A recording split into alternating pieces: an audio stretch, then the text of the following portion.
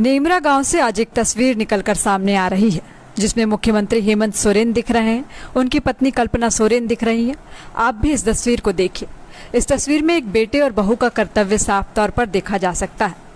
दरअसल दिशोम गुरु शिबू सोरेन के श्राद्ध क्रम में मुख्यमंत्री हेमंत सोरेन नेमरा गाँव में जुटे हैं। वहीं उनकी पत्नी कल्पना सोरेन भी उनका खूब साथ निभा रही हैं। आज श्राद्ध कर्म का छठा दिन है जिसकी तस्वीरें सामने आई है। इन तस्वीरों में देखा जा सकता है कि मुख्यमंत्री की पत्नी कल्पना सोरेन अपने ससुर के लिए श्रद्धा और समर्पण के साथ मिट्टी के चूल्हे पर भोजन बनाती हुई नजर आ रही हैं। कल्पना सोरेन पूरी परंपरा के साथ उस अन्न को तैयार करती दिख रही है जो दिवंगत आत्मा को अर्पित किया जाता है।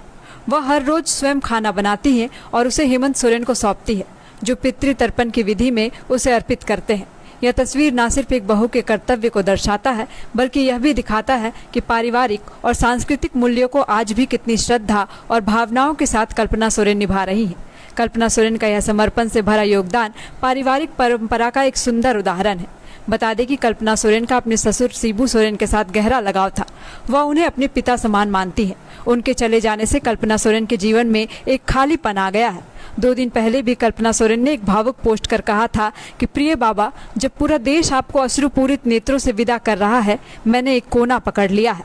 अपनी आधी जिंदगी जिस वट वृक्ष के साये में महफूज होकर काटी, आज आपके जाने से वह बेटी सी बहू अपनी टूटी हुई हिम्मत बटोरने का साहस नहीं कर पा रही है। मैं जानती हूँ आप मेरे ससुर नहीं थे, आप झारखंड के बाबा थे, हर उस बच्चे के जिसने जंगल की गोद में जन्म लिया और संघर्ष को पहली सांस में महसूस किया।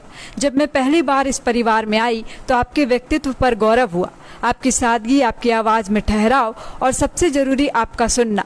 आप सुनते थे हर किसान की चिंता, हर औरत का दर्द, हर माँ की खामोशी, हर झारखंडी के अरमान। आपने राजनीति को घर की तरह जिया जहाँ सत्ता नहीं, संबंधों का सम्मान होता है। आपके पास बड़ी डिग्रियों से भी बड़ा दूरदृष्टि थी। आपने केवल झारखंड को खड़ा नहीं किया, हम सबको आत्मनिर्भर होने का हौसला दिया। जब आप झारखंड कहते थे तो वो शब्द भूगोल नहीं, संवेदना बन जाता था।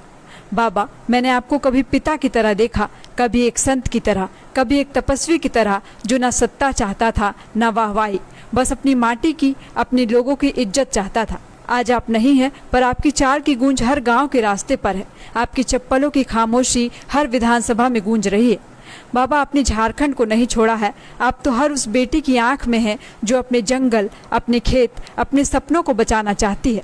आप हर उस माँ की सांस में हैं जो चाहती है कि उसके बेटे भी एक दिन आपकी तरह गुरु एवं सच्चे इंसान बने। आपका सपना अब हमारी जिम्मेदारी है।